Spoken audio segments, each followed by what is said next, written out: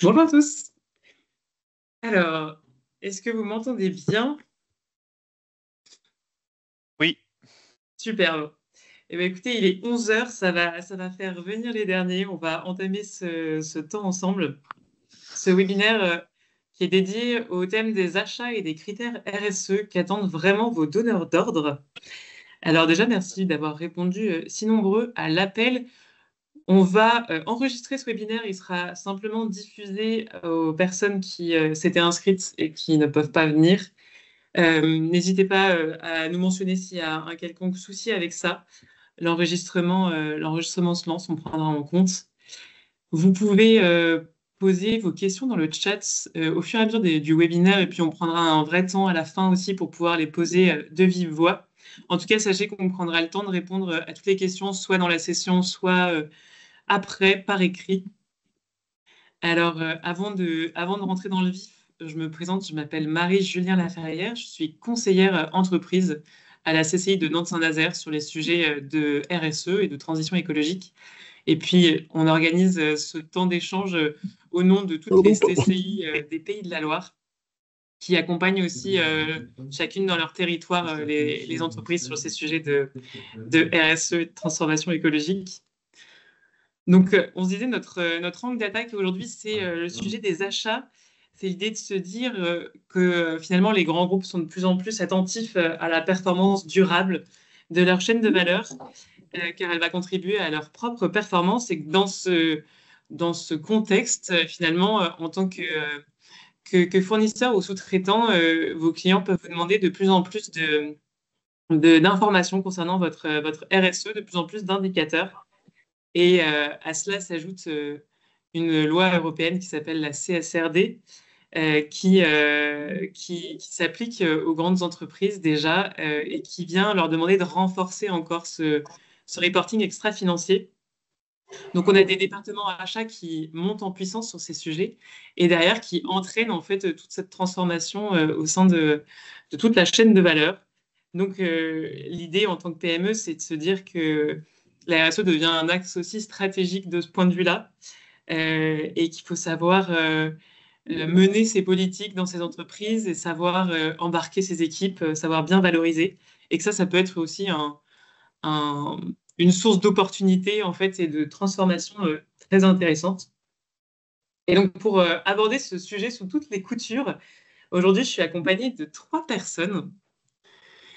Je suis accompagnée d'abord de Bénédicte Guillot, qui a passé 20 ans dans les achats production et hors production dans le secteur industriel, et plus précisément les 5 dernières années dans l'achat de packaging. Et aujourd'hui, Bénédicte, tu as fondé Xeco Conseil, et donc tu accompagnes toujours cette cible industrielle sur la formalisation de leur politique achat, sur leur feuille de route, sur le sourcing de packaging. Et tu es également animatrice de la fresque des achats responsables. Donc avec toi, on va entamer pour se donner un petit aperçu de ce que recouvre en fait le sujet d'un achat responsable.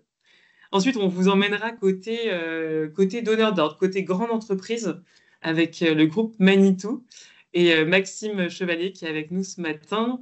Maxime, toi, tu es manager expertise et performance achat. Donc, en d'autres termes, tu pilotes le programme d'achat durable chez Manitou. Et ta responsabilité, justement, c'est de pouvoir emmener tes fournisseurs à comprendre, vous, ce qui vous anime chez Manitou et en quoi vous allez commencer à demander des choses un peu différentes, un peu nouvelles. Tu vas nous raconter un petit peu ce qui se passe dans ton département et derrière, comment ça se traduit sur vos clients.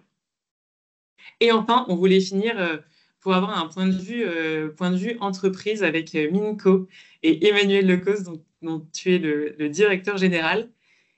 Et ce dernier témoignage, c'était vraiment pour montrer en quoi une politique RSE, si elle est là peut-être au départ pour répondre à un client ou pour répondre à un financeur, euh, après tout, elle peut avoir vraiment une puissance de mobilisation et d'innovation dans l'entreprise qui peut être vraiment excellente et porteuse. Et toi, tu portes ça depuis plusieurs années au sein de Minco, donc tu vas nous raconter ce qui se passe dans ton entreprise, comment c'est venu, comment ça vit aujourd'hui, et comment cette RSE, au final, elle agit sur votre offre de produits et services, elle agit sur votre culture d'entreprise en interne, et elle est vraiment un levier de performance.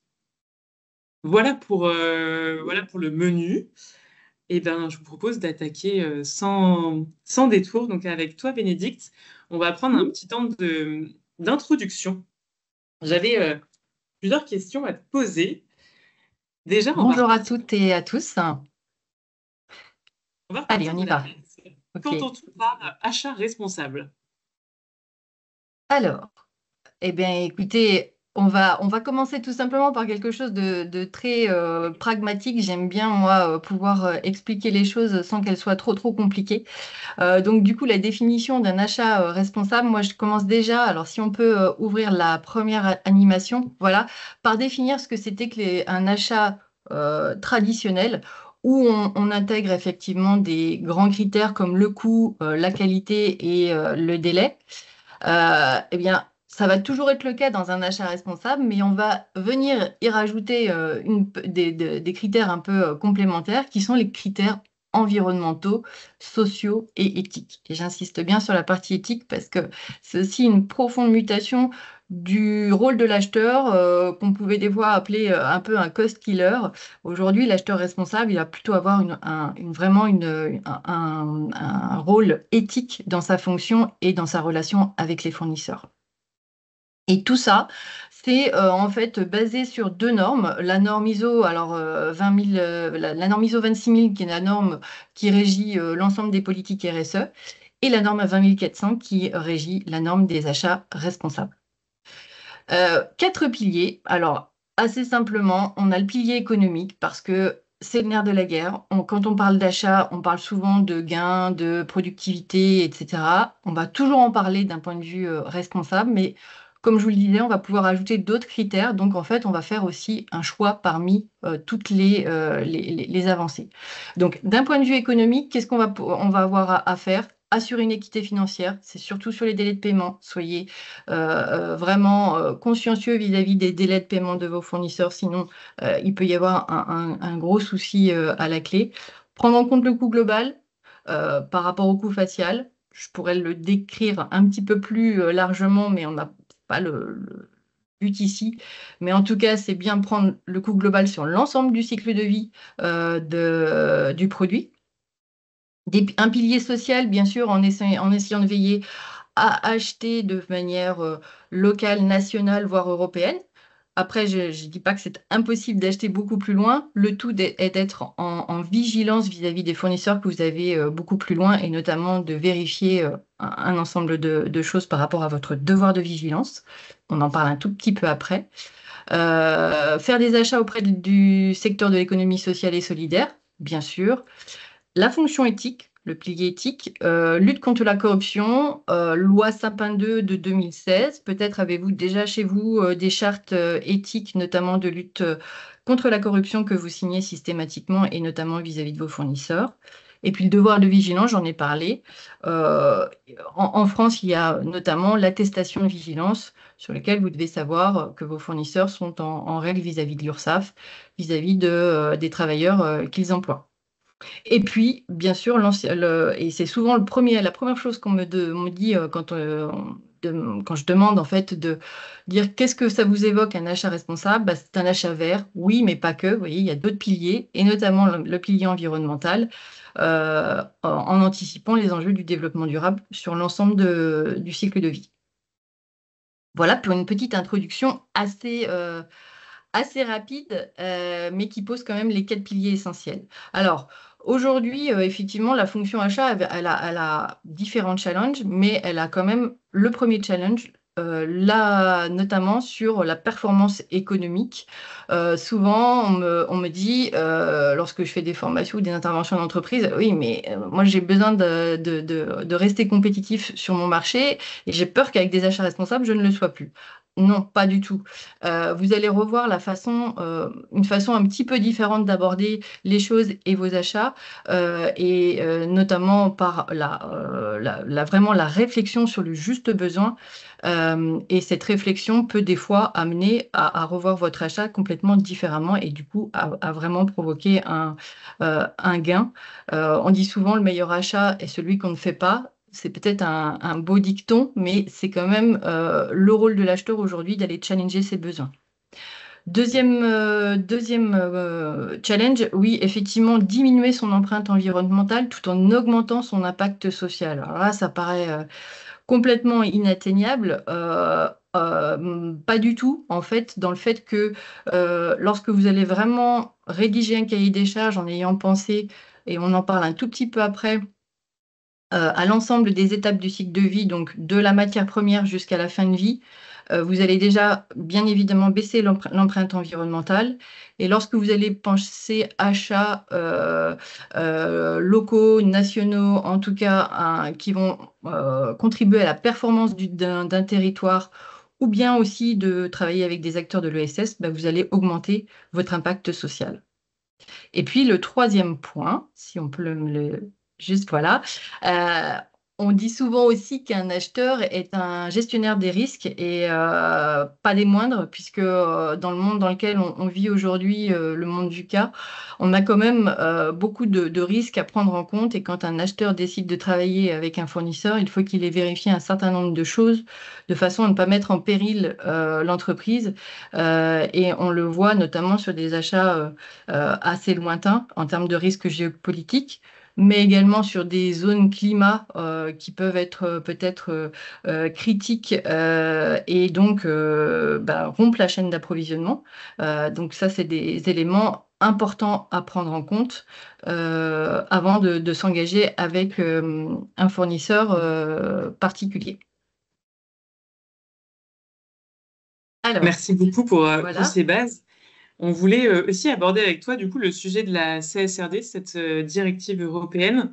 Est-ce que Oui. tu peux nous dire quelques mots et puis aussi comment ça vient peut-être changer un petit peu les règles du jeu en matière d'achat pour au moins les entreprises qui y sont soumises actuellement? Effectivement. Effectivement, calendrier de la CSRD, alors vous n'êtes pas sans savoir que en ce moment elle est un petit peu chahutée et qu'on est en train de penser qu'elle va vraisemblablement être réallégée, rien pour l'instant d'officiel, mais un certain nombre de lobbies, d'entreprises ont demandé donc à l'Union européenne d'alléger cette CSRD. En l'état actuel des choses, la CSRD, c'est vraiment un rapport qui va montrer toutes les actions extra-financières d'une entreprise. Et donc, elle change, enfin, elle est devenue européenne. Avant, elle était franco-française et c'était ce on appelait la DPEF, la Déclaration de performance extra-financière. Aujourd'hui, on est dans le monde de l'Europe et donc tout passe sous des directives européennes. Et on a un calendrier assez précis. Donc, est-ce qu'il va évoluer? Ça, pour l'instant, j'en ai pas la moindre idée. Toujours est-il que les grandes entreprises supérieures à 500 salariés sont aujourd'hui dans l'obligation de remettre ce rapport. Donc, qui va, comme je vous le disais, prouver les actions qu'ils ont dans l'ensemble des piliers que je vous ai démontrés dans les achats responsables. Mais on y revient tout de suite un petit peu après. Donc ça, c'est en 2025. À partir de 2026, on baisse le seuil du nombre de salariés. Donc, on est sur les salariés nombre de salariés supérieur à 250 ou un bilan supérieur à 20 millions d'euros de chiffre d'affaires. Et ou, enfin, il faut qu'il y ait deux de ces critères qui soient pris en compte, nombre de salariés, bilan ou chiffre d'affaires. Et donc, voilà. Ensuite, on est sur des PME cotées sur le marché réglementé européen et puis en 2028 sur les autres grandes entreprises non européennes.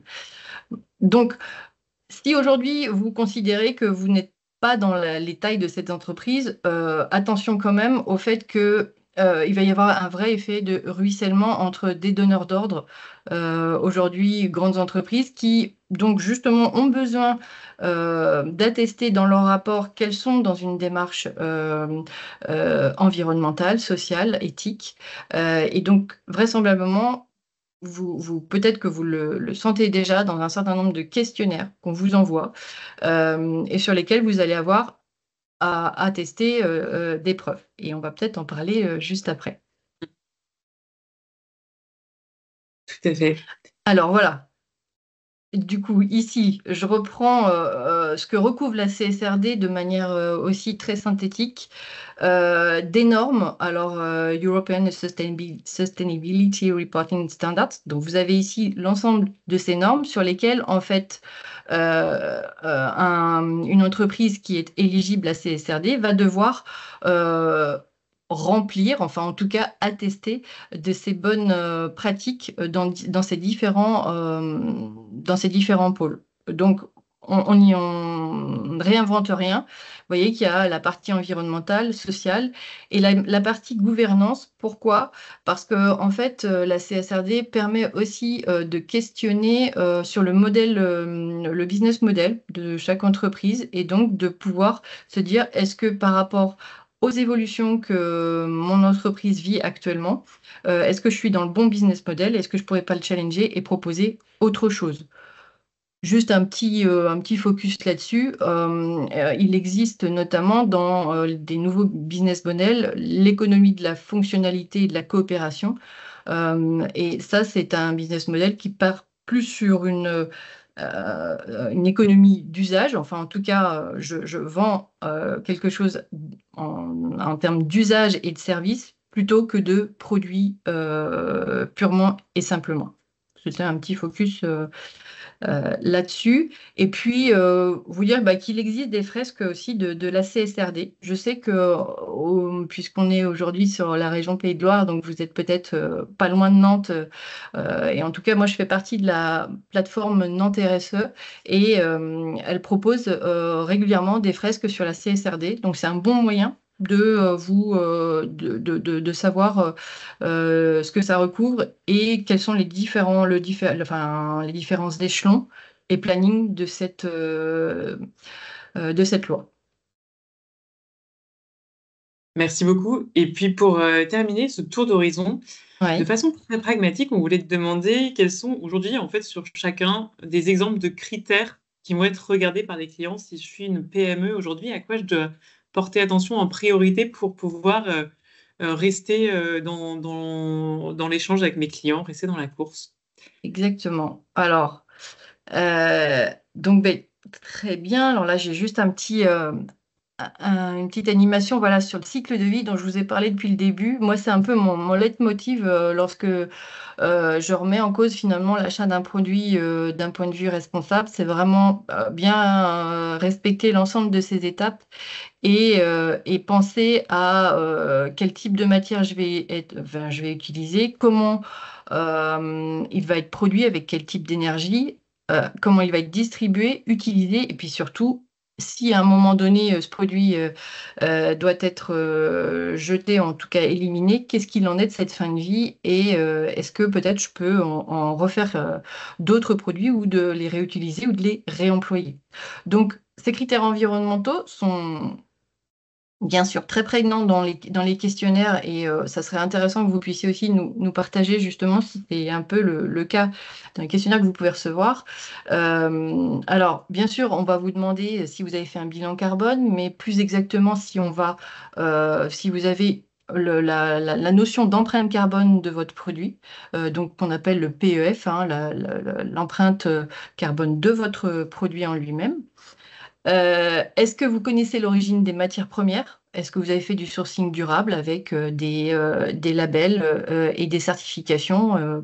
J'ai mis des exemples, par exemple, pour le bois, FSC, PEFC, qui garantissent la régénération des forêts.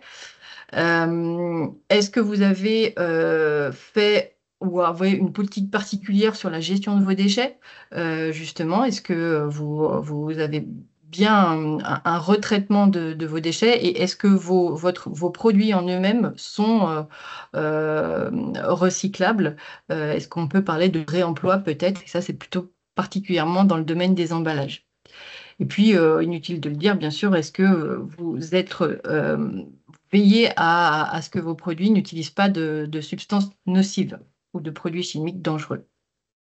Donc ça, c'est c'est des grandes lignes de ce qu'on pourrait vous demander et sur lesquelles on va aussi regarder bien sûr des éléments de preuve.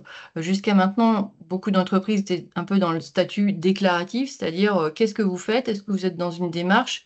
Oui, mais une démarche, ça ne montre rien de vraiment très probant. Le tout étant d'aller dire, si vous êtes dans une démarche, par exemple, plus particulière de la gestion de vos déchets, bah, peut-être que vous êtes ISO 14001. Et ça, c'est une preuve, puisque vous avez quand même un processus de normes qui l'atteste. C'est un exemple. On peut passer peut-être aux critères économique et de gouvernance. Alors ici, vous verrez un petit logo que vous pourrez aller tout simplement consulter puisque ça s'appelle le marché de l'inclusion et c'est aucune pub puisque c'est un service qui est géré par l'État, donc il n'y a pas du tout de publicité par rapport à ça, mais c'est hyper intéressant pour aller trouver dans votre secteur d'activité, dans votre secteur géographique, des prestataires liés à l'économie sociale et solidaire si vous avez envie de faire travailler voilà, dans le secteur de l'insertion professionnelle ou du handicap. Donc, quels sont les critères d'un point de vue social plutôt que vos clients pourraient regarder? Bah, c'est effectivement de vous questionner sur les conditions de travail, le respect des droits humains. Alors ça, c'est si vous avez aussi peut-être des filiales peut-être un peu partout à l'étranger. Mais en tout cas, ça, c'est des choses qu'on peut être en droit de vous demander. Notamment le devoir de vigilance ou les attestations de vigilance dont je vous parlais au départ. L'éthique fournisseur, bien oui, ça c'est important d'aller prouver que vous avez des chartes éthiques et en lien avec la loi Sapin 2, donc lutte contre la corruption. Encore une fois aussi, on peut parler de corruption. On se dit que ça va peut-être pas nous concerner en France, mais bon nombre d'entreprises ont aujourd'hui des chartes et qu'ils font signer à leurs salariés pour éviter voilà, tout souci par rapport à cette loi qui a été promulguée. Et puis, diversité et inclusion, donc entreprise favorisant l'égalité des chances. Qu'est-ce que vous avez fait pour que justement vous fassiez appel à des sociétés de l'économie sociale et solidaire? Ou qu'est-ce que vous faites également vous-même dans votre propre entreprise pour promouvoir cette diversité et cette inclusion? Et puis, je terminerai par le dernier, peut-être pas des moindres, et bien sûr, la pratique sur les critères économiques et de gouvernance. Donc, qu'est-ce que peuvent regarder vos clients? Eh bien, tout simplement, si vous avez des labels qui sont quand même gages d'un certain engagement vis-à-vis de votre politique RSE. Donc, si vous êtes, par exemple, le label RSE+, qui est décerné par l'AFNOR, reprend toute la norme ISO 26000. Donc, ça veut quand même bien dire que vous avez un fort engagement dessus. Je parle aussi du label des achats responsables, parce que le label RFAR, Relations fournisseurs achats responsables, vous pouvez être signataire d'une charte, mais également ensuite vous vous engagez dans le processus de label. Donc là, c'est une vraie preuve aussi d'engagement. Et puis je mets la notation type EcoVadis, parce que là, c'est pareil, il n'y en a pas qu'un seul, mais il y en a beaucoup qui ont cette note-là. Attention, c'est pas un label, c'est une notation. Donc ça vous permet de vous situer et de donner finalement à vos clients une certaine euh, catégorie dans laquelle vous vous trouvez, mais quand même qui n'est pas à la hauteur d'un label. Voilà, je le souligne. Euh, Critères économiques, ils vont regarder là où vous sourcez vos fournisseurs, là où vous allez acheter. Donc, bien sûr, en privilégiant des circuits courts. Et je ne vais pas rappeler ici tous les avantages d'un circuit court par rapport à acheter de très loin avec tous les risques que ça comporte. Et puis, ils pourront vous demander, est-ce que vous intégrez bien le TCO, le fameux Total Cost of Ownership dont on a parlé tout à l'heure, le coût total, qui intègre l'ensemble des critères du cycle de vie. Et donc, vous n'allez pas regarder uniquement cette partie prix facial, le prix du produit, mais l'ensemble de ce que ce produit aura coûté sur son cycle de vie. Voilà ce que je pouvais vous dire sur les différents types de critères. Mais écoute, on te remercie beaucoup de nous avoir déjà éclairci l'horizon, un petit peu débroussaillé le Parfait. sujet.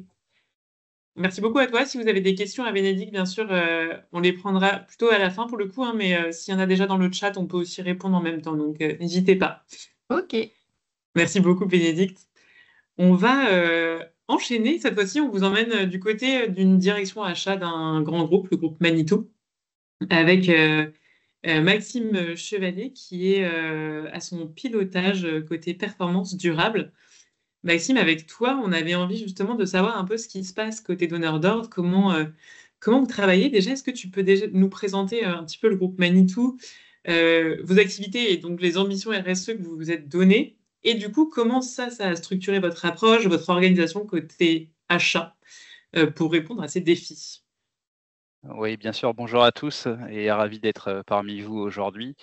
Donc effectivement, je vais essayer de vous apporter un peu notre témoignage de ce qu'on vit actuellement et de ce qu'on essaye de faire chez Manitou. Alors avant de rentrer dans ces détails, peut-être vous présenter rapidement le groupe pour ceux qui ne le connaissent pas. Donc on est un groupe français. Ça a été fondé dans le pays d'Anceny. D'ailleurs, la société est toujours détenue majoritairement par les familles fondatrices. Donc on est un groupe familial avant tout, mais qui a grossi et qui s'est étendu aussi à l'international. Donc aujourd'hui, on a à peu près plus de 80 de notre chiffre d'affaires qui est fait à l'export. Et on a atteint du coup un chiffre d'affaires d'environ 2,7 milliards d'euros l'année dernière. Et donc on est très nombreux. Le groupe a beaucoup grossi ces dernières années. On est maintenant près de 6 000 collaborateurs partout dans le monde, répartis sur à la fois des filiales commerciales et des filiales de production. Donc on a 10 sites de production dans le monde qui sont majoritairement en France et dans la région nantaise, mais aussi en Italie, en Inde et aux États-Unis. Donc dans nos produits, bon voilà, je pense que certains d'entre vous les connaissent, hein. On a du matériel de manutention, on a des nacelles, on fait du compact pour du terrassement, de la démolition, et cetera, et aussi un peu d'industriel dans les chariots de magasinage notamment. Ça, c'est pour vous donner un petit peu une image du groupe. Et si on passe, du coup sur la slide suivante, donc pour vous expliquer un peu notre contexte, Manitou, déjà dans un premier temps, s'est engagé dans une trajectoire, plutôt ambitieuse, depuis quelques années déjà, puisqu'on a fait certifier notre trajectoire par un organisme qui s'appelle SBTi. Et donc on a prévu de travailler à la fois sur notre scope 1 et 2, et là on a pris un objectif à 2030, qui est de réduire nos émissions de plus de 46 par rapport à 2019. Et sur le scope 3, je ne sais pas si c'est clair pour tout le monde, mais le scope 1 et 2, c'est globalement l'énergie qu'on utilise pour nos opérations en amont, et le scope 3 est plutôt sur les émissions qui ne concernent pas directement nos activités en interne, mais soit l'amont, soit l'aval, et l'utilisation en particulier de nos machines par nos clients. Et donc sur le scope 3, on a pris un engagement de réduire du coup ces émissions de 33 pareil d'ici 2030. Donc ça, c'est juste pour vous expliquer qu'on a pris des engagements qui sont très, très ambitieux, et donc on a un certain nombre d'actions qui vont derrière. Et en parallèle de ça, on a aussi, comme tout le monde, des évolutions réglementaires qui arrivent partout dans le monde sur des sujets différents. Et donc je vous ai juste mis là un chiffre que je trouvais assez intéressant, que nous avait communiqué EcoVadis l'année dernière lors de son événement Sustain. Heu, Comme ça vous le gardez en tête, depuis 2011, il y a 1 255 nouvelles réglementations ESG qui ont vu le jour. Et donc on voit en particulier, celle qui est au milieu dans la petite capture d'écran, la CSRD, qui est arrivée, qui bouscule, ou en tout cas qui pousse à beaucoup plus de transparence sur un certain nombre de sujets. Alors du coup, pour faire face à tout ça, à la fois à nos ambitions et aussi, aux réglementations, on a dû s'organiser. On a là un petit, comment dire? Un petit schéma de l'organisation que nous avons mis en place à partir de 2022. Donc moi-même, j'ai rejoint le groupe Manitou en 2022. Mon poste a été créé justement pour faire face à tous ces nouveaux défis. Moi, je suis rattaché au VP Sourcing qui est groupe, et je suis en interaction directe avec les responsables achats qui sont partout dans le monde sur tous les différents sites. Donc il y en a 12. Et j'ai dans mon équipe un chef de projet achat durable, dont nous avons créé le poste aussi en 2022, et qui, lui, est en interaction avec l'ensemble des acheteurs partout dans le monde. Donc on a à peu près 125 acheteurs dans le monde, qui eux-mêmes, du coup, sont en interaction directe, bien sûr, avec nos fournisseurs, principalement nos fournisseurs de rang 1, donc on en a à peu près 2500. Et parfois aussi quelques rangs 2 qui sont stratégiques pour nous, et en particulier les aciéristes. Je reviendrai dessus parce que c'est un sujet qui est très important pour nous. Et on a aussi, pour nous épauler, une direction RSE corporate qui s'est beaucoup structurée également, et qui pilote tous ces enjeux justement autour de la CSRD, autour de notre trajectoire bas carbone, et qui nous donne des consignes et voilà, et des perspectives pour nous guider dans notre action au quotidien. Voilà Merci beaucoup pour pour. notre organisation. Parfait. Et alors, donc, si on rentre un peu dans le concret de vos activités, est-ce que tu peux nous raconter concrètement les activités RSE sur lesquelles vous travaillez donc, en interne et avec vos fournisseurs? Bien sûr, donc sur les activités qu'on peut avoir en interne ou en externe, donc en fait, on fait plusieurs choses. La première, c'est que, on évalue, et on fait évaluer la performance RSE de nos sites et de nos parties prenantes. Donc quand je dis nos parties prenantes, c'est en amont et en aval. Donc c'est nos fournisseurs, mais aussi nos clients. Et donc, pour faire ça, en fait, on s'est appuyé sur un partenaire qui sait le faire mieux que nous, qui a été cité justement par madame Guyot, qui est, voilà, le leader, pour le moment sur le marché de l'évaluation RSE, et qui nous permet, à nous, bah, déjà en tant que Manitou, de savoir où on se trouve, hein, de connaître un peu par rapport à nos pairs, par rapport au milieu de l'industrie, comment on se situe sur nos activités, mais qui nous permet aussi de savoir où en sont nos fournisseurs et sur quoi ils peuvent encore progresser. Donc ça, c'est la première chose, et on a aussi, donc c'est une évaluation qui est externe, bien sûr, et on a aussi notre propre évaluation interne, on a nous-mêmes, travaillé sur une méthodologie pour aller sur site, voir nos fournisseurs et auditer leurs performances RSE avec notre propre grille, de lecture et de cotation. Et donc ça, c'est une activité qu'on mène de manière récurrente, sur nos fournisseurs, qui sont aujourd'hui actifs pour nous. Donc ça, c'est vraiment le premier gros sujet, évaluer la performance RSE. Le deuxième, qui est aussi un très gros sujet, c'est comment on travaille sur la réduction de notre empreinte, carbone, donc les scopes 1, 2, 3. Donc là, pour essayer de vous en dire un petit peu plus, déjà, pour comprendre, chez Manitou, notre empreinte carbone, c'est majoritairement notre scope 3. 99 de nos émissions, c'est le scope 3, c'est l'utilisation de nos machines, principalement, et en deuxième, c'est tous les intrants qu'on a qui participent à la construction de notre machine, et en particulier l'acier. L'acier pour nous est un très, très gros enjeu. Voilà, pour vous donner un ordre de grandeur, Manitou, on achète, en moyenne, autour de 250 000 tonnes d'acier par an. Ça fait à peu près 34 tours Eiffel. Donc c'est quelque chose qui pollue énormément, et donc on a un très gros chantier sur l'acier, qui est un chantier aussi, qui est très complexe.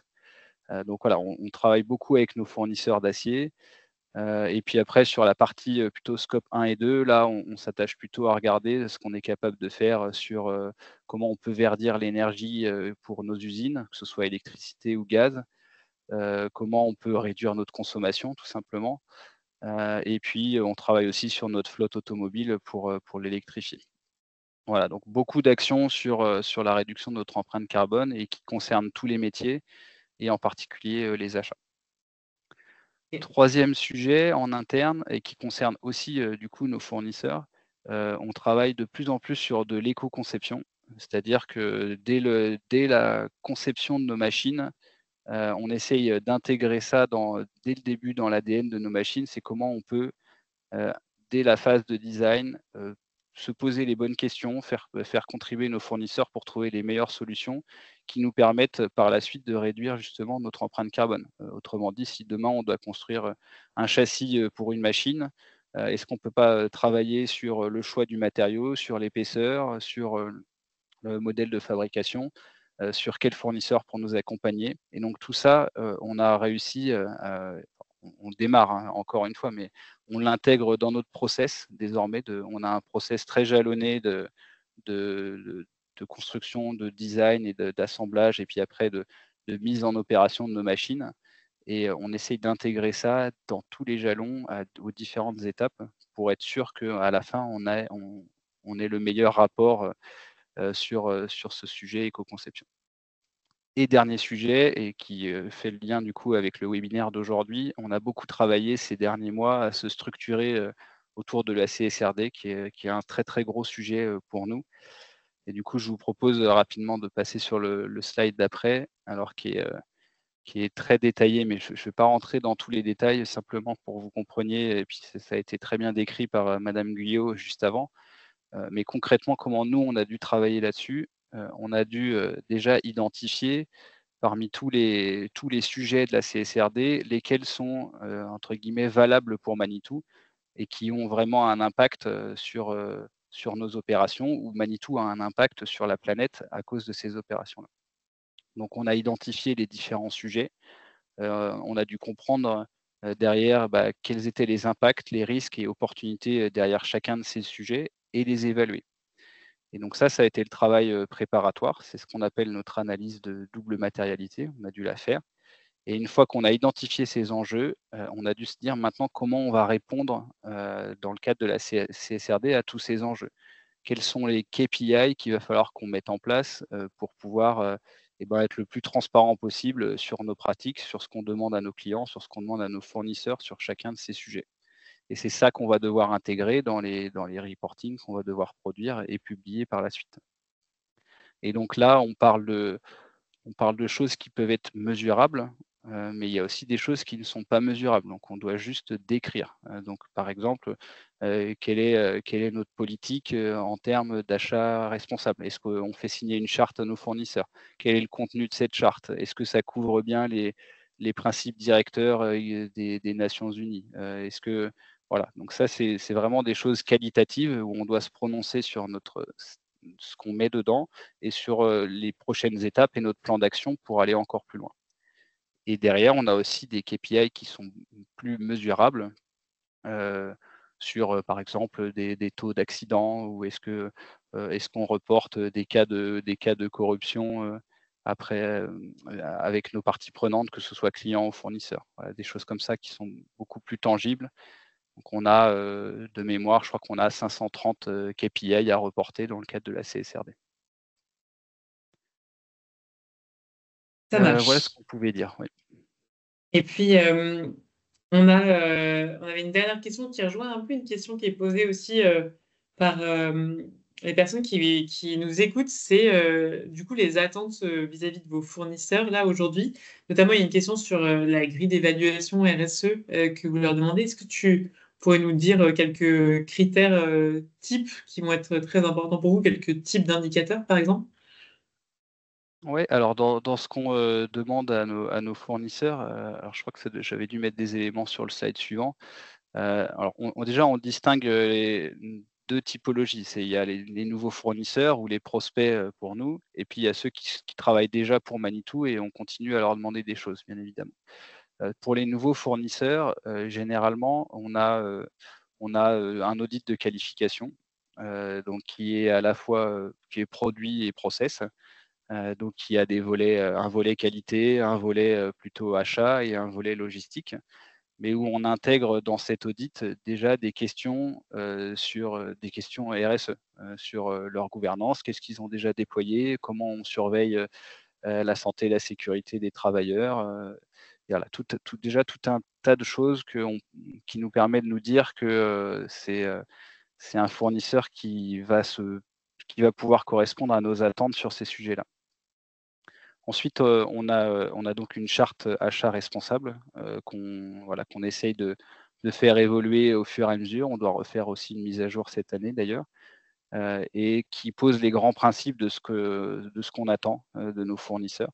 Et donc là, la demande, c'est qu'on puisse la faire signer par chacun des fournisseurs pour qu'ils puissent rentrer derrière au panel.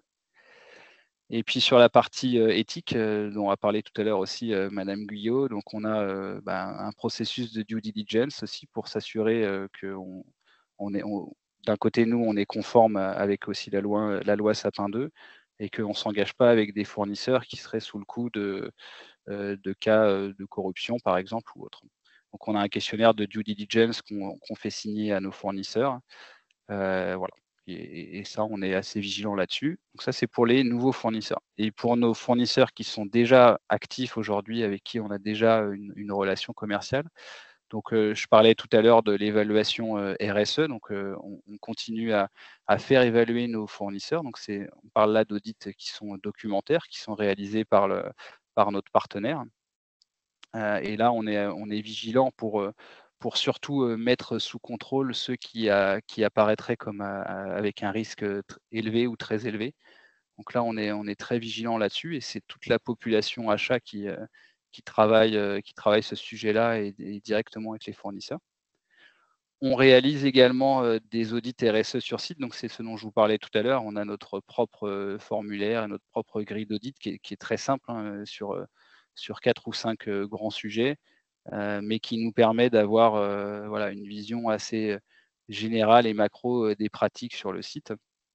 Et donc ça, c'est pareil, c'est un KPI qu'on suit tous les ans et tous nos acheteurs sont investis sur le sujet et se déplacent chez les fournisseurs pour aller réaliser ces audits. Ensuite, eh bien, on va collecter des données. On en collecte déjà, mais on va continuer d'en collecter de plus en plus. On parlait tout à l'heure des données de facteurs d'émission, de circularité. Donc, on demande à nos fournisseurs, en particulier sur ceux qui travaillent sur l'acier, quel est le taux d'acier recyclé qu'ils intègrent dans leur production. Donc toutes ces données-là, pour nous, elles sont vitales parce que déjà, on doit les reporter et aussi parce que ça nous permet de mesurer notre impact sur la planète et les efforts qui nous restent à faire. Et enfin, j'ai mentionné en tout dernier ce qu'on appelle le statut fournisseur parce qu'en fait, c'est un moyen pour nous d'intégrer un peu tous ces aspects-là dans nos futures décisions de sourcing. C'est-à-dire qu'on surveille la performance de nos fournisseurs, point de vue qualité, coût, délai, etc., mais aussi leur performance RSE. On mesure en même temps leur niveau de risque. Donc, on regarde la santé financière de nos fournisseurs, on regarde s'il y a des risques géopolitiques par rapport à là où ils sont situés, on regarde s'il y a des risques de compliance, on regarde voilà, si on essaye d'être le plus complet possible dans notre gestion des risques. Et quand on met ensuite la performance et les risques face à face, ça nous génère du coup ce qu'on appelle un statut fournisseur. Et en fonction de ce statut, on se dit, voilà, avec tel fournisseur, il est très peu risqué et très performant. On a tout intérêt à développer avec lui le business, donc on va lui donner un statut très favorable. Alors qu'à l'inverse, un fournisseur qui serait risqué sur des enjeux RSE ou avec une santé financière fragile, il serait plutôt un fournisseur avec lequel on veut réduire l'exposition. Voilà. Donc on essaye maintenant d'intégrer ça dans nos choix de sourcing également. Voilà, j'ai essayé de faire un petit tour de nos pratiques. Bien sûr, on pourra répondre aux questions après, si vous voulez. Ok, parfait. Effectivement, il y a eu plusieurs questions pour toi dans la conversation, donc tu peux même commencer à y répondre si tu veux dans le chat, et puis sinon on y revient à la fin. Merci beaucoup, en tout cas, Maxime, de nous avoir fait un petit peu plonger dans ton quotidien et dans vos pratiques. Déjà, ça nous éclaire. On y reviendra peut-être à la fin, effectivement, sur les questions. Mais avant ça, on voulait quand même se laisser le temps de donner la parole à Emmanuel Lecause. Emmanuel, tu es, toi, le dirigeant d'une entreprise qui s'appelle Minco, qui est une filiale du groupe Bouvet, qui compte 300 salariés. Vous êtes basé à Aigrefeuille-sur-Maine. Et votre job, c'est de construire des portes, des fenêtres, des baies vitrées, selon un concept hybride de matière, le bois et l'aluminium. Et ce qui est intéressant avec Minco, c'est vraiment ce côté de ne pas avoir du tout attendu l'arrivée d'une norme de la CSRD ou même d'une attente fournisseur pour enclencher déjà des réflexions stratégiques liées à la RSE. Donc déjà, Emmanuel, je te souhaite la bienvenue et je voulais savoir en premier, du coup, ça a été quoi le premier moteur pour vous chez Minco, le premier moteur d'une politique RSE? Alors bonjour à toutes, bonjour à tous, puis bravo encore une fois pour Manitou, parce que c'est c'est impressionnant. Alors nous, on a une stratégie qui est un peu différente. D'abord parce qu'on est aussi une entreprise familiale, dans un groupe familial de 1500 personnes. Aujourd'hui, le groupe Bouvèche P2E, dont Minco est une filiale à part entière. Donc, arrivé à 48 ans, je me suis dit, voilà, il me reste encore de belles années devant moi. Qu'est-ce que je vais faire d'une entreprise industrielle? Eh ben, je ne veux pas en faire que de la production. Je veux donner du sens à l'entreprise. Et ça m'a vraiment travaillé profondément. Et donc, bah, j'ai eu un chemin plutôt perso à partir de 2017 où je me suis beaucoup interrogé sur l'avenir de l'entreprise par rapport aux enjeux environnementaux. Donc, je me suis beaucoup auto-formé, beaucoup de lectures, beaucoup de visio, beaucoup de podcasts, enfin, etc., etc. Je pense que c'est des centaines et des centaines d'heures. Et à un moment donné, ben, alors c'était bien, le faire à titre personnel, c'était super, mais le but, c'était d'embarquer l'entreprise et d'embarquer les équipes. Hein, puisque moi, ma stratégie personnelle pour l'entreprise, c'est qu'elle soit pérenne demain et qu'elle puisse développer une stratégie d'adaptation face aux bouleversements climatiques qui vont nous arriver. Donc moi, j'ai eu ce déclenchement personnel quelque part qui fait que bah, je construis d'année en année avec les équipes une stratégie d'adaptation, on va dire ça, dans tous les domaines. Donc voilà, c'était un peu ça le point déclencheur. Après, au bout d'un moment, j'ai été amené à me structurer, puisque c'est bien d'avoir ces envies-là, mais il faut aussi se structurer. Et donc, j'avais observé depuis quelques années la CEC, la Convention Entreprise Climat. Et quand cette Convention Entreprise Climat est arrivée dans l'Ouest, je me suis inscrit tout seul, comme un grand, avec un Planète Championne qui s'appelle Freddy Thomas et qui est également dans le public. Moi, je cherchais de la structuration. Donc, on en a trouvé, mais on a trouvé bien plus que ça, parce qu'on a trouvé un enrichissement non seulement personnel, mais on a découvert des domaines qu'on avait complètement oubliés. Alors, en tant qu'industriel, on était à fond sur le carbone, forcément. Et donc, on a redécouvert la biodiversité, on a redécouvert ce qu'on appelle le vivant. Alors, quand on vous parle du vivant, on dit, attends, mais qu'est-ce qu'il nous raconte? Le vivant, c'est quoi? Bah, le vivant, oui, c'est nous, c'est la nature, c'est tout ce qui nous entoure. C'est grâce au vivant qu'on est là aujourd'hui. Et donc, ça, c'est des domaines d'introspection pour un industriel qui, au début, waouh, c'est. Et finalement, aujourd'hui, en fait, notre dogme, c'est quand même c'est de travailler pour le vivant. Quand on dit le vivant, c'est la nature, mais c'est aussi l'humain. C'est aussi l'humain. Et donc, pour l'instant, on n'a pas publié notre feuille de route. Hein, vous savez, quand vous rentrez dans la SEC, vous avez un livrable, ce qu'on appelle une feuille de route que vous devez publier pour inspirer les autres. Moi, alors à CEC, je reste un peu dessus, j'en fais pas de la publicité, mais c'est quelque chose de remarquable parce que c'est pas une formation, c'est une transformation en fait. C'était vraiment une transformation. Et il faut passer par là, c'est un des moyens d'accompagner votre entreprise. Et nous, aujourd'hui, notre feuille de route, en fait, moi, je l'ai voulu plutôt collaborative, en coopération avec le comité de direction, avec les salariés. Donc, on s'est pris une année supplémentaire pour pouvoir la sortir. Et doublement, parce qu'en plus, on avait une autre raison, c'est qu'on est concerné par la CSRD, par rapport au groupe. Donc, il fallait aussi qu'on fasse une feuille dynamique quelque part qui ait aussi d'autres entrées que la CEC. Un autre domaine que j'ai découvert, c'est l'approche systémique. Hein, puisqu'au départ, on se disait, attends, la stratégie environnementale, bon, ok, j'ai compris ce qu'il faut pour pérenniser l'entreprise, et on va le faire tout seul, parce qu'en termes de compétitivité, il faut qu'on soit devant les autres. Mais en fait, ça marche pas. Si vous n'avez pas une approche systémique, alors non seulement avec les parties prenantes, mais aussi avec le territoire et puis également avec vos concurrents, votre filière métier, ça ne marchera pas. Et donc, vous voyez, moi, j'ai changé de position. Et assez vite, en un an de temps, en fait. Donc, même à 58 ans, vous pouvez changer de position d'habitude. Et donc, vous voyez, là, il y a 15 jours, on recevait les dirigeants de chez Menuiserie Avenir. Donc ça parle à la CCI, parce que la CCI soutient et a soutenu pendant longtemps cette association. On a reçu, avec Freddy Thomas, 20 dirigeants pour leur dire, voilà ce qu'on fait chez Minco. Voilà. Alors que c'est vrai que dans une entreprise, ce qui fait la différence, c'est les hommes et les femmes. Donc, vous pouvez avoir deux stratégies identiques, mais pas la conduire de la même façon. Voilà. Donc, Mm. et si la filière s'écroule, bah, nous, on s'écroulera avec eux. Donc, on n'a pas intérêt que la filière s'écroule. Et peut-être Donc, pour voilà un peu le rentrer, moteur. Ouais. pour parler un peu produit justement, puisque votre mission c'est de la construction de portes, fenêtres, etc. Est-ce que tu peux nous raconter, on a parlé en préparant ce moment du choix du bambou, on a parlé du choix de vitrage bas carbone. Est-ce que tu peux nous raconter comment est-ce qu'on transforme tout simplement son produit ou en tout cas comment on le réfléchit beaucoup plus stratégiquement par rapport à la Bah, raréfaction des ressources? alors, on a une réflexion multi-axe, hein, mais si on parle produit, on parlera humain ensuite. Mais au niveau des produits, en fait, moi, je me suis posé la question, la forêt, elle va devoir s'adapter. Là, je ne sais pas si vous avez vu des projections des forêts en Europe.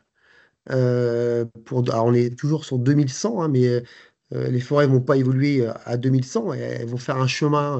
Il y a une évolution importante et la France sera concernée, même si on est en train d'étudier des essences qui vont s'adapter, etc. Donc, nous, le bois, aujourd'hui, c'est notre matière. Sans bois, on ne construit plus de fenêtres. Donc, c'est très stratégique. Hein, donc, déjà, la première étape, c'est qu'on a intégré un fabricant qu'on appelle de Carlet, un fabricant de pièces en bois en amont. Mais je me suis posé la question, attends, le bois, c'est comme notre matière. On est sur du biomatériau, on veut rester sur du biomatériau. On ne veut pas faire du PVC ou de l'aluminium. Euh, voilà, et on est arrivé à la réflexion, enfin, je suis arrivé à la réflexion sur le matériau, le bambou.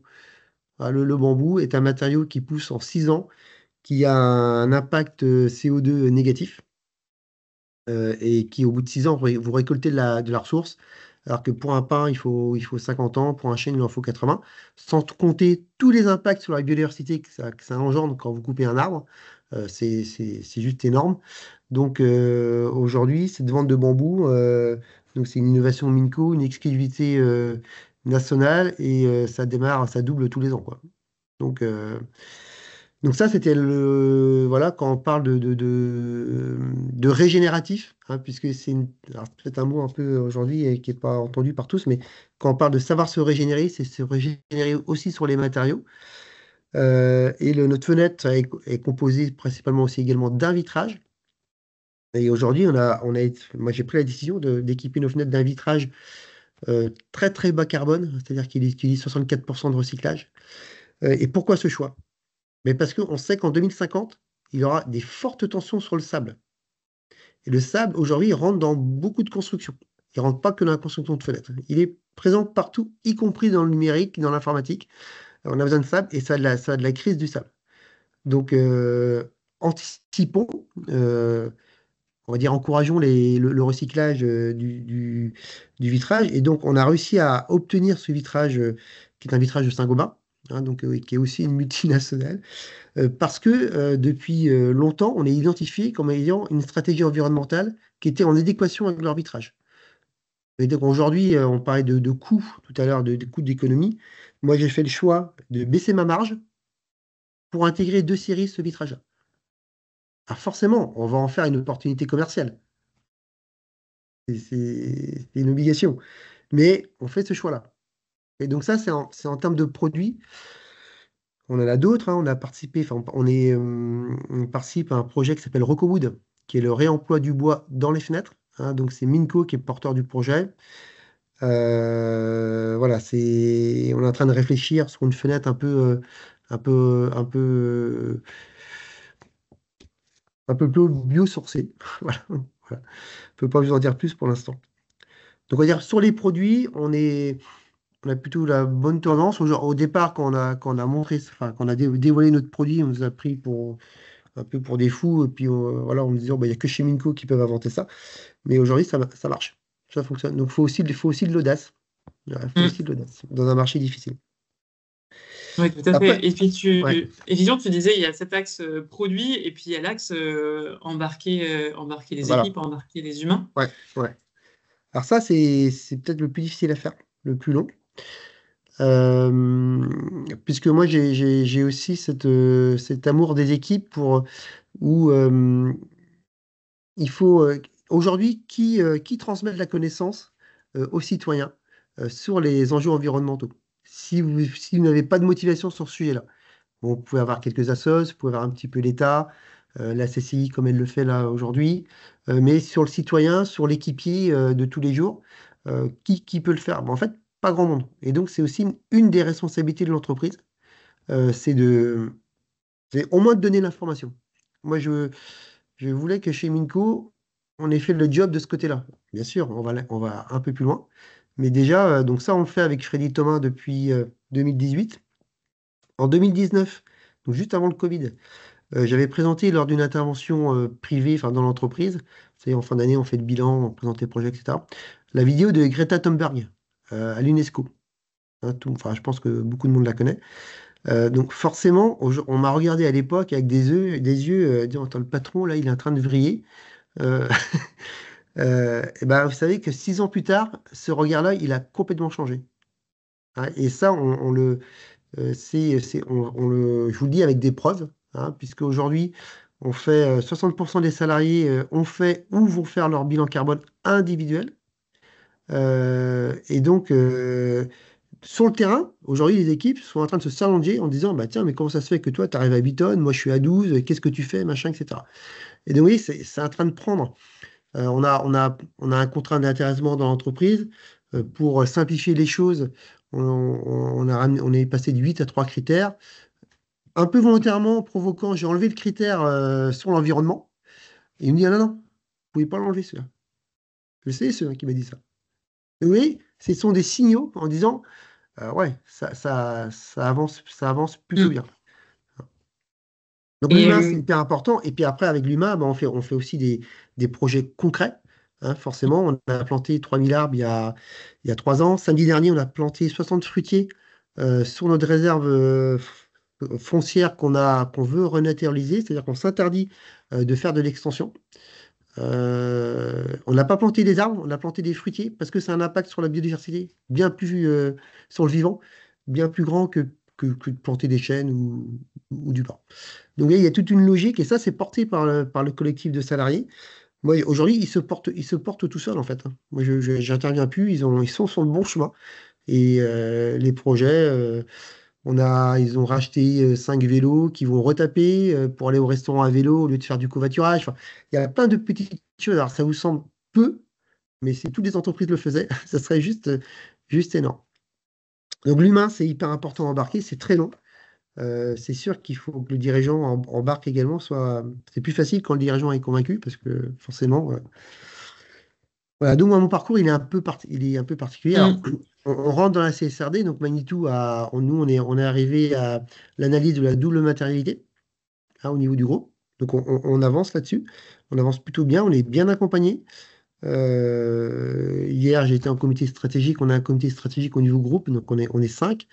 Voilà, c'est un sujet aujourd'hui qui a toute sa place dans le groupe. Euh, un exemple, j'ai offert un bouquin, je ne sais pas si vous connaissez le bouquin Site Action. C'est c'est l'état on va dire, de la planète, comment on en est arrivé là et qu'est-ce qu'on peut faire que uniquement à travers des actions, des citations, pardon. Et bah, je peux vous dire que pendant une demi-heure, tout le monde s'est plongé dans le bouquin. Et oui, c'est des débuts de transformation. Voilà, on ressent les transformations qui sont en train de se faire. Donc Merci. voilà, Bon, moi, ce que je peux vous dire par rapport à ça. Après, par rapport aux appels d'offres. Ouais. Alors, on va répondre à notre premier appel d'offres public sur des menuiseries avec du bois de réemployé. Ok. Sur les appels d'offres, on va dire le marché n'est pas encore tout à fait mûr par rapport à ça. Dans le privé, le prix compte quand même beaucoup. Euh, c'est en train d'avancer parce qu'on a des fiches, ce qu'on appelle des FDES, je ne sais pas si tout le monde connaît, mais qui, qui, qui mesurent le poids carbone de notre fenêtre. Donc nous, par exemple, on est à 53 kg avec notre concept, alors qu'une fenêtre aluminium est à 110 kg. Voilà. Aujourd'hui, ce produit-là, il fait 2% du marché national, alors que l'aluminium fait 25% du marché national. Donc je pense qu'au niveau public, ça commence, mais voilà, il y a aussi des questions économiques, alors que notre produit est aussi très compétitif, quoi. Donc, il faut du temps. Il faut du temps pour influencer. Ok. Et côté CSRD, est-ce que là, vous êtes en train de rentrer dedans, vous avez, enfin, de préparer le futur rapport que vous devrez fournir? Et comment vous faites justement pour faire en sorte que cette CSRD soit pas simplement un exercice un petit peu laborieux de récolter des indicateurs dans tous les sens, mais d'en faire vraiment un complément à la Convention des entreprises pour le climat pour s'interroger sur le modèle économique. Est-ce que vous arrivez Ouais. auprès des équipes à parler de ce sujet CSRD sous un angle plus positif, justement?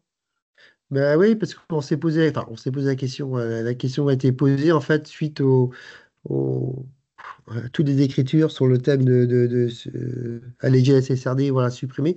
Nous, c'est une stratégie. Alors, on part d'une contrainte, entre guillemets, pour les entreprises réglementaires, mais nous, on en fait une opportunité. C'est-à-dire que en fait, c'est une analyse stratégique avec des axes, des biais, des entrants un peu différents, mais on va venir développer une stratégie d'adaptation par rapport à ça. Et chez Minco, quelque part, cette CSRD, on l'a déjà faite. On a déjà interviewé nos parties prenantes, etc. Mhm. Enfin, sans la nommer comme ça, donc on l'a déjà faite en fait. Et s'il y a des dirigeants autour de la table, euh, bah, moi je parle aussi de finances, hein, l'argent, de valeur de l'entreprise. Si vous prenez pas en dehors de la pérennité de l'entreprise que tout à chacun, bien sûr, souhaite, bah, si vous bougez pas sur ces sujets-là, la valorisation de vos entreprises euh, connaîtra quelques pourcentages de moins. Et donc, on parle, moi maintenant, je sais pas, c'est pas tabou, je parle un peu aussi de valorisation de l'entreprise. Vous attendez dans 10 ans, 15 ans, 20 ans, la valeur de l'entreprise, ça sera pas du tout la même. Et là, il y a il y a encore un autre intérêt, mais bon, faut aussi en parler, quoi. Je veux dire, donc nous, à CSRD, aujourd'hui, on a décidé, oui, ils vont alléger la réglementation.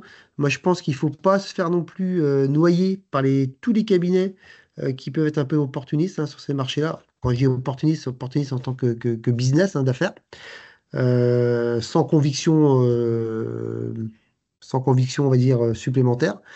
Donc nous, on maîtrise ça déjà. On dit, attends, nous, on veut en sortir une stratégie. Et donc, on fera tout ce qu'il faut pour y aller, mais on va pas se faire noyer non plus d'indicateurs, de data, de partout, etc. Ouais. On Ok. ira à l'essentiel.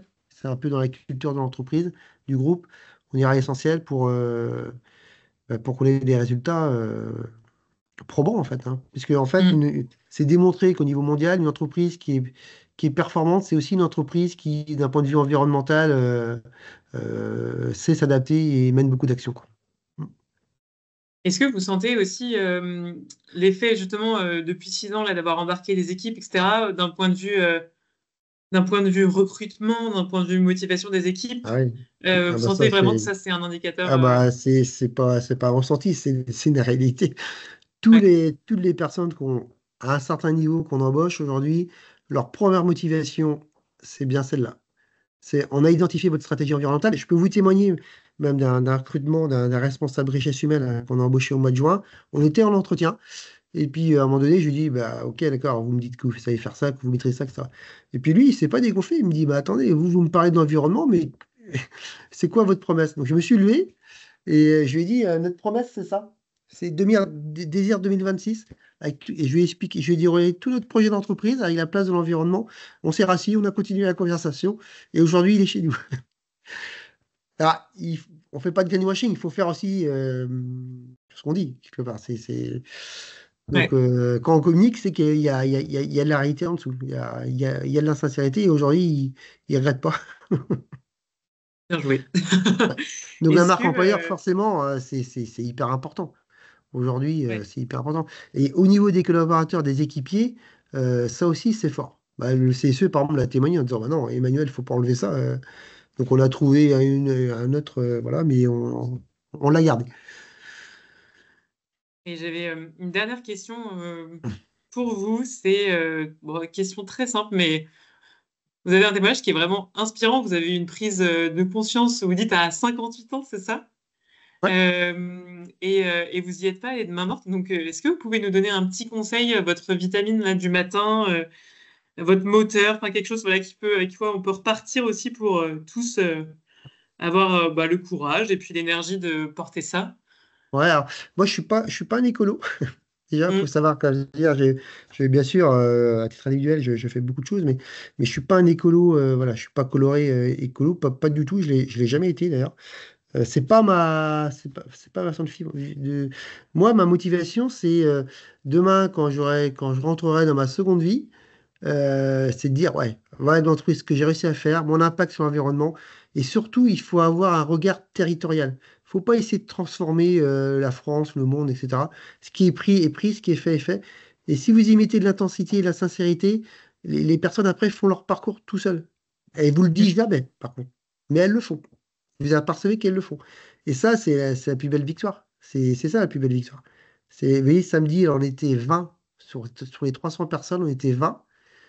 Mais je peux dire, je crois qu'en plantant ces arbres-là, c'est un des plus beaux moments de ma vie chez Minco que j'ai passé. Parce qu'il y avait une joie incroyable. Il pleuvait pas, on avait du beau temps. C'était juste magnifique. Et ça, les équipes, c'est ce qui vous. Pour un dirigeant, c'est ce qui vous fait vivrer. Dire, c'est avant tout ça.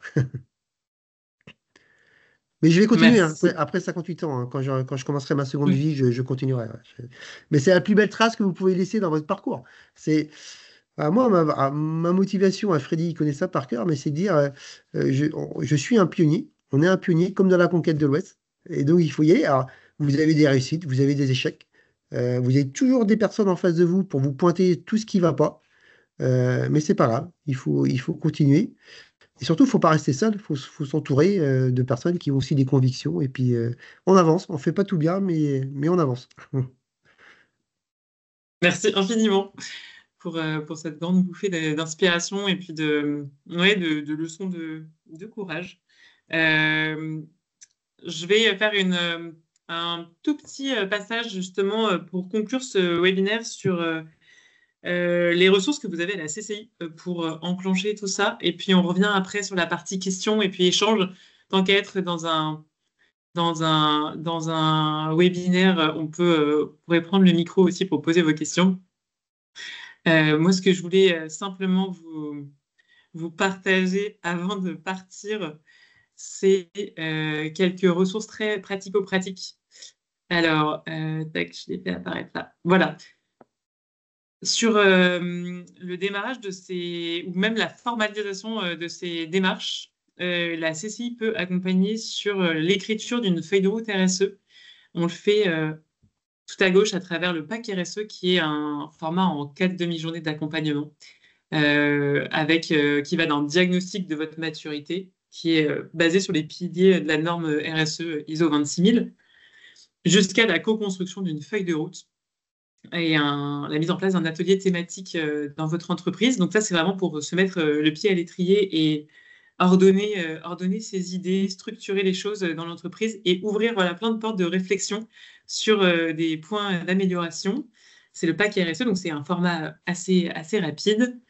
Et il y a une version longue qui s'appelle l'accélérateur dynamique RSE Climat, qui est également proposé par la CCI, mais dans lequel là, on vous fait embarquer en collectif, donc au sein d'une promotion, avec des journées avec les autres dirigeants qui sont embarqués avec vous, et des journées vraiment en conseil sur mesure avec des consultants qui sont issus de cabinets extérieurs, c'est pas la CCI directement, qui sont agréés. Et des jours de formation, effectivement, en plus. Et donc ça, c'est un accompagnement sur lequel vous pouvez avoir une subvention de la région et du FEDER, donc avec un reste à charge autour de 9 000 € pour un programme d'un an qui va être vraiment, pour le coup, transformant, embarquer des équipes, etc. Et je voulais simplement aussi vous faire un petit point, parce qu'on a notamment parlé d'offres aussi, cette fois-ci, avec l'éco-conception. Et là-dessus, les CCI des Pays de la Loire ont des choses à vous proposer. Il y a l'EVA, l'éco-conception, qui est un format de une demi-journée d'accompagnement, où l'idée, c'est de poser le sujet, de faire un diagnostic sur site de tout le potentiel d'éco-conception qu'il peut y avoir et comment ça se traduit dans une organisation d'entreprise avec une restitution ensuite. Là, c'est vraiment un accompagnement avec un reste à charge zéro, puisque l'ADEME finance en 2025 ces actions-là. Donc, si vous vous posez des questions sur vos process et vos produits, ça peut être une première marche super intéressante d'échanger avec un conseiller CCI qui est spécialisé sur le sujet. Et si vous sentez, là, je vais peut-être vous parler du cousin du programme Dynamique, qui est le programme Éco-Produire, s'il y a vraiment une marche à franchir et une envie d'y aller. Il y a un programme d'1 an et 3 mois qui est là pour mettre en place opérationnellement une démarche d'éco-conception. Vous embarquez aussi dans un collectif et vous avez des jours d'accompagnement individuel. Il y a une agence de design en éco-conception qui s'appelle Think Plus qui vous accompagne à travers ce dispositif. Et là-dessus aussi, on a la chance d'avoir le soutien de l'ADEME pour les entreprises. Et donc, ça vous fait un reste à charge entre 2 000 et 5 000 euros pour un programme d'1 an qui vous fait vraiment passer à l'action. Là-dessus, on fait démarrer la prochaine promo de Éco-Produire au printemps 2025 et il reste encore quelques places. Donc, je vous ai mis des contacts à droite par territoire. En tout cas, n'hésitez pas à prendre contact tout simplement pour échanger et voir ce qui peut être possible. Voilà, j'en ai fini avec le topo CCI. On va revenir plutôt à vous et à ce qui s'est passé dans, dans le chat. Il nous reste 20 minutes. Je vous propose qu'on prenne quelques questions pour Maxime et puis ensuite, j'en ai vu quelques-unes pour vous, Emmanuel. Alors, Maxime, il y a une question, je les prends un petit peu, celles qui sont revenues, hein. Il y a une question notamment qui était sur le fait que tu travailles avec des acheteurs qui sont justement dans le monde entier, tu es dans un marché mondialisé. Est-ce que tu as, toi, un premier ressenti à nous fournir sur le niveau de maturité des pays sur leur responsabilité environnementale? Est-ce qu'il y a des acheteurs à qui tu dois transmettre et pour lesquels tu sens que c'est plus compliqué que d'autres? Et est-ce que tu saurais nous donner un classement français? C'est une excellente question parce que c'est vraiment un gros sujet pour nous.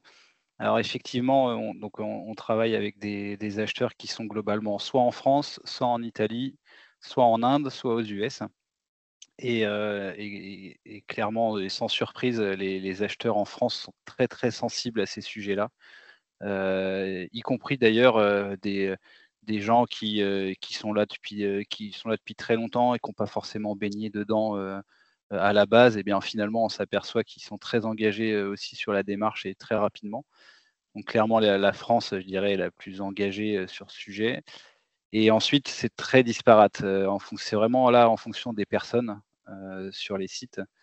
Mais clairement, on a beaucoup de mal, à engager à la fois nos acheteurs indiens et nos fournisseurs indiens.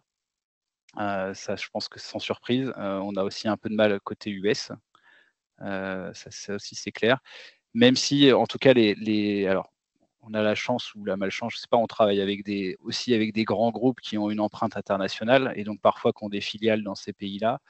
Et donc, en général, ces filiales, elles ont quand même la culture du groupe et donc on arrive, eux, à les engager. Mais pour des fournisseurs qui sont purement locaux, c'est plus compliqué parce qu'on n'a pas le même rapport, à ces enjeux. Donc il y a beaucoup d'explications à fournir du pourquoi on fait ça. Et en fait, généralement, on s'aperçoit en creusant que, comme on n'est pas leur seul client, et qu'ils travaillent aussi beaucoup avec d'autres clients, européens en général, qui ont les mêmes problématiques que les nôtres, et quand on est plusieurs, à pousser, finalement, on finit par y arriver petit à petit.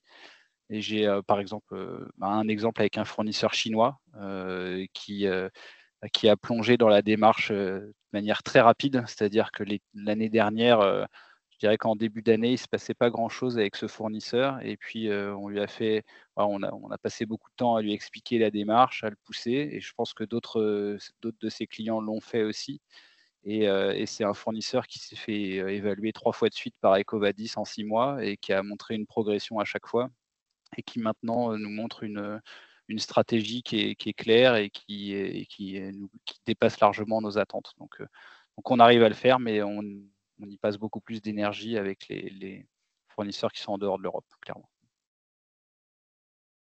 Et il y a une autre question qui veut dire, est-ce que ces grilles de critères RSE que vous pratiquez, est-ce que ça veut dire que vous écartez certains partenaires s'ils ne sont pas dans le chemin de la RSE? Surtout en complément, surtout ceux qui sont les moins 10 ans sur le sujet. Aujourd'hui, c'est exclusif ou pas? Alors c'est un petit peu ce que je mentionnais quand je parlais de notre statut fournisseur à la toute fin de mon propos. C'est effectivement ça rentre déjà aujourd'hui, dans nos critères. C'est-à-dire qu'un fournisseur qui va être, identifié comme étant à risque, ou à fort risque RSE du fait de l'industrie dans laquelle il se trouve, sa commodité, son pays. Forcément, il y a certains pays qui sont plus exposés que d'autres et donc ces gens-là, on leur demande de se faire scorer par notre partenaire. Et s'ils ne le font pas et s'ils ne mettent pas en place des plans d'action, effectivement, ça va pénaliser leur statut et demain, potentiellement, on va plus vouloir travailler avec eux. Donc, oui, c'est clair, ça a un impact dans nos décisions. Clair. Et il y a une question très pratique, c'est comment vous y êtes pris pour la matrice de double matérialité? Alors ça, c'est un sujet compliqué. Alors déjà, la double matérialité, je ne sais pas si c'est clair pour tout le monde, mais c'est en gros, on doit essayer d'imaginer quels sont les impacts de nos activités sur le monde extérieur, donc sur la planète, sur la société, sur l'environnement. Mais on doit aussi imaginer quels vont être les impacts de la planète ou de la société qui nous entoure sur nos activités à nous. Et donc, pour faire ça, donc il y a les différents sujets dont a parlé Madame Guyot tout à l'heure, les différentes thématiques. Et donc, pour chacune de ces thématiques, en fait, chez Manitou, on a regroupé les différents experts de ces sujets-là qui ont planché ensemble. On s'est fait aussi accompagner par un cabinet. Et l'idée, ça a été de voir, comment on pourrait classer ces enjeux-là d'un côté ou de l'autre. Est-ce qu'ils sont faibles, forts, moyens? Et du coup, on a ressorti des sujets qui sont prioritaires parce qu'ils ont des forts impacts, que ce soit d'un côté de nous vers l'extérieur ou de l'autre côté de l'extérieur vers nous. Et au contraire, il y a certains impacts où on s'est dit, là, on est moins concerné. Donc ça, ils ont une priorité plus basse et pour le coup, ça ne va pas rentrer dans le cadre de notre rapport de la CSRD parce que ce n'est pas un enjeu significatif pour Manitou. Très clair. Une question aussi sur alors je ne sais pas si vous pouvez le citer d'ailleurs, mais le nom de l'organisme qui vous a accompagné, il me semble que c'était quand on parlait d'EcoVadis. Oui, voilà, c'est EcoVadis. Je ne fais pas Ok. forcément de pub pour eux, mais en tout cas, c'est eux qui nous accompagnent. Ok, très clair. Je continue de descendre. Une question, alors on n'aura peut-être pas le temps d'entrer dans les détails, mais de Audrey Gauthier sur, vous avez parlé d'une grille d'évaluation RSE, quels sont les principaux critères de cette grille? Est-ce que vous Alors, pouvez nous en citer quelques-uns? ouais, alors on a 5 piliers, 5 sujets principaux dans cette grille. Donc on a des questions sur la santé-sécurité. Donc en fait, sur chacun de des 5 sujets, on a des sortes de niveaux qui sont attendus. Donc en fait, quand l'acheteur va sur place voir le fournisseur, donc il veut aussi voir les preuves et donc il va voir niveau par niveau. Est-ce qu'on a passé le niveau 1? Est-ce qu'on a les éléments? Donc par exemple, sur la santé-sécurité, le niveau 1, c'est déjà d'avoir une politique qui est formalisée sur la santé et sécurité. Et donc ça, c'est le niveau 1. Ensuite, il va regarder si est-ce qu'il y a une personne qui est vraiment en charge du coup de déployer ça et de faire le suivi des accidents, par exemple. Ça, c'est le niveau 2. Et puis niveau 3, niveau 4, niveau 5. Et on est de plus en plus exigeant et on voit du coup à quel niveau se situe le fournisseur. Donc on a les questions sur santé, sécurité, sur l'environnement. On a sur l'offre responsable. Donc tout à l'heure, Monsieur Lecause parlait de son vitrage bas carbone, par exemple. Et on va regarder nos fournisseurs, eux, sur quoi ils travaillent concrètement aussi pour faire. Est-ce qu'ils ont des programmes? Est-ce que ça les intéresse? Est-ce ils se sont structurés pour faire baisser leur empreinte carbone sur leur offre de produits? Donc ça, c'est pareil, c'est différents niveaux. On regarde aussi leur chaîne d'approvisionnement. Quelles sont les consignes qu'ils transmettent à leurs fournisseurs? Est-ce qu'eux aussi, ils ont une charte achat responsable? Comment ils la déploient? Est-ce qu'ils suivent la performance RSE de leurs fournisseurs? Et enfin, on a toute la partie plutôt le volet social, on regarde un peu quelles sont les politiques RH du fournisseur. Est-ce qu'ils ont des actions particulières pour la formation, pour la qualité de vie au travail, ces choses-là. Voilà. Et donc c'est pareil avec différents niveaux.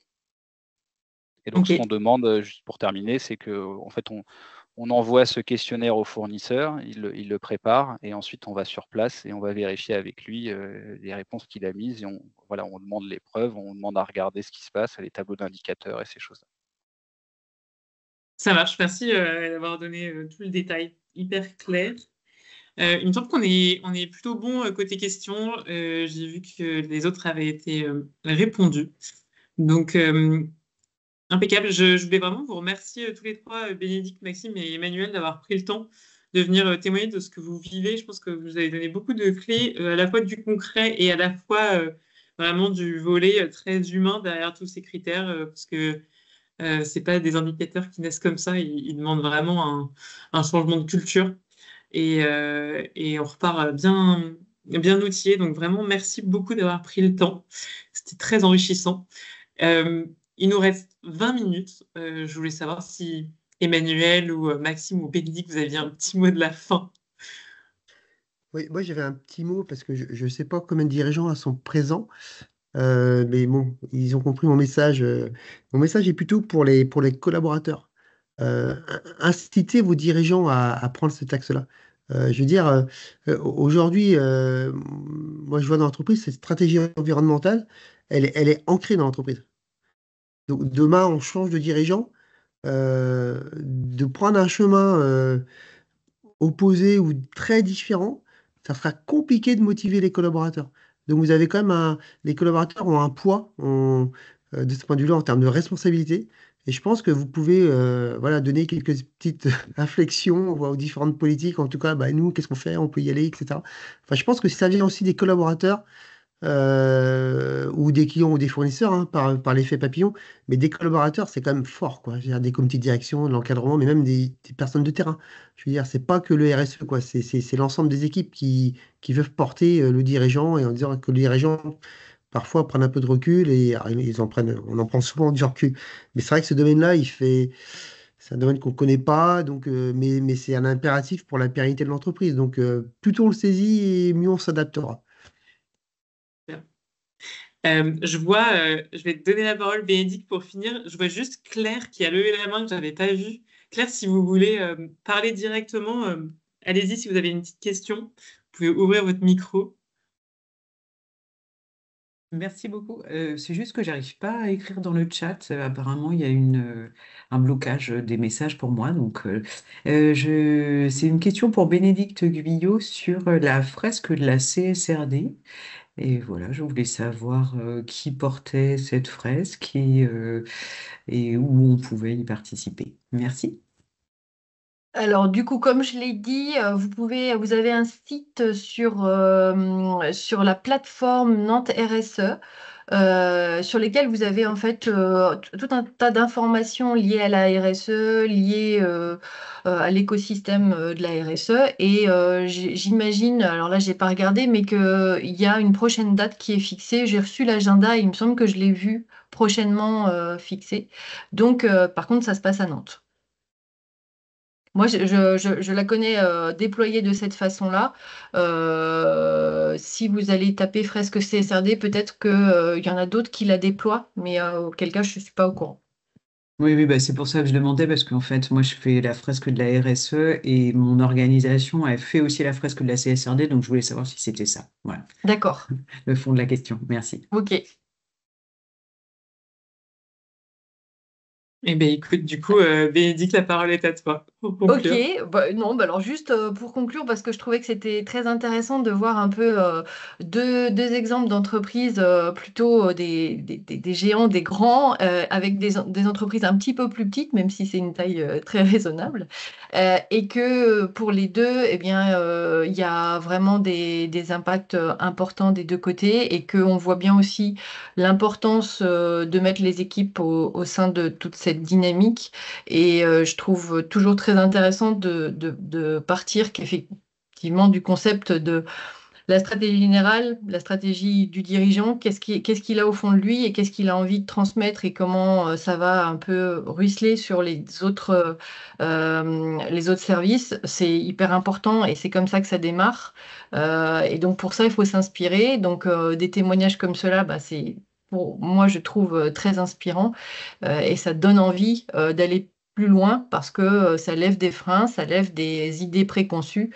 Donc il faut y aller. Voilà. Merci De en tout tout cas à cœur. vous. Merci à toi.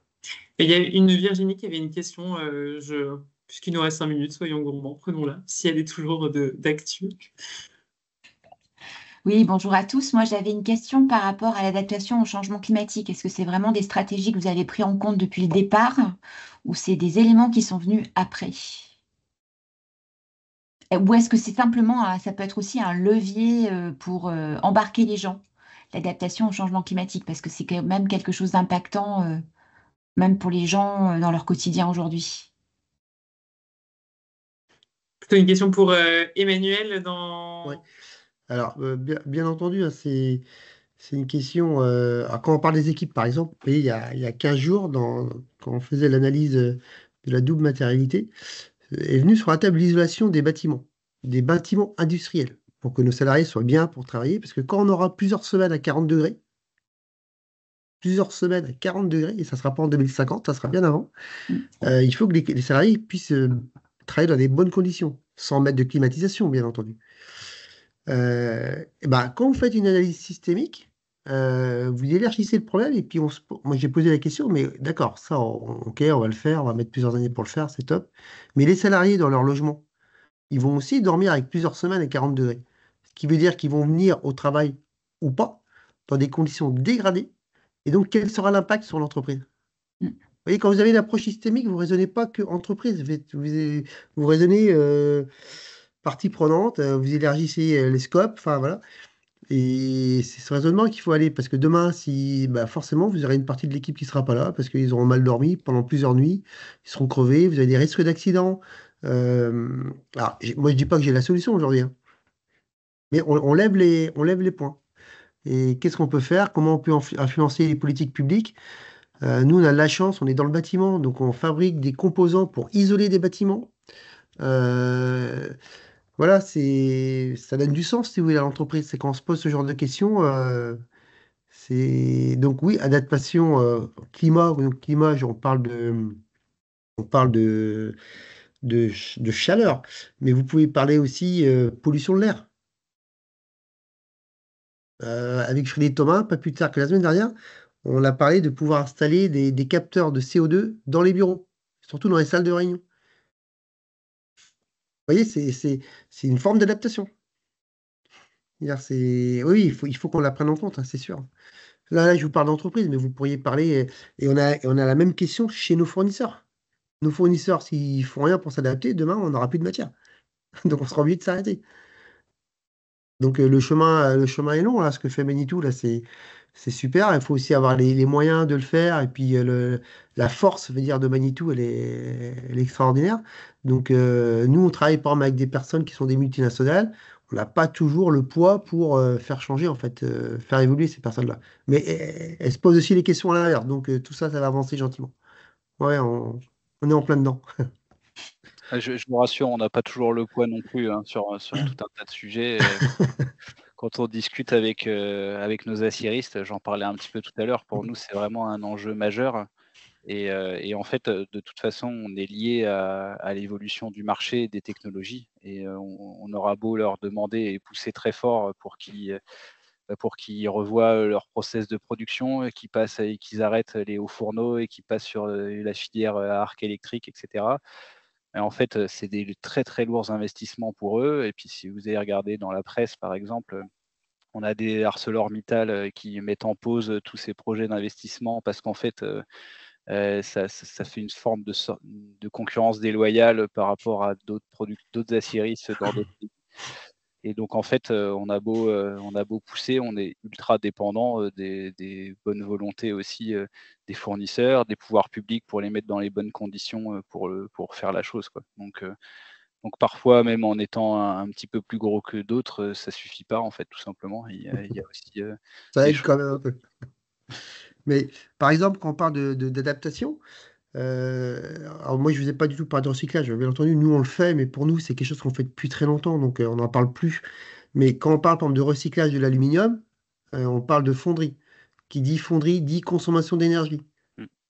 Demain, on va être sur des problématiques d'énergie. Donc le recyclage, ça répond à une partie, mais pas à tout. Parce que vous créez d'autres problèmes, en fait. Vous créez des problèmes sur l'énergie, sur la biodiversité, sur la pollution de l'air. Vous en créez d'autres. Donc il n'y a pas une seule solution unique, quoi. Le recyclage, c'est une toute partie du recyclage. C'est comme chacun le connaît, le meilleur déchet, c'est celui qu'on n'aimait pas. Donc, Ok, merci beaucoup. Eh bien, écoutez, il est 12h30. je vois que, allez, est-ce qu'on prend la toute dernière question? On a Bruno Noël, si c'est une courte question, allez-y. Et puis sinon, Oui, c'est une courte question. Je suis dans le même cas que Claire tout à l'heure. Impossible d'écrire dans oui, la conversation.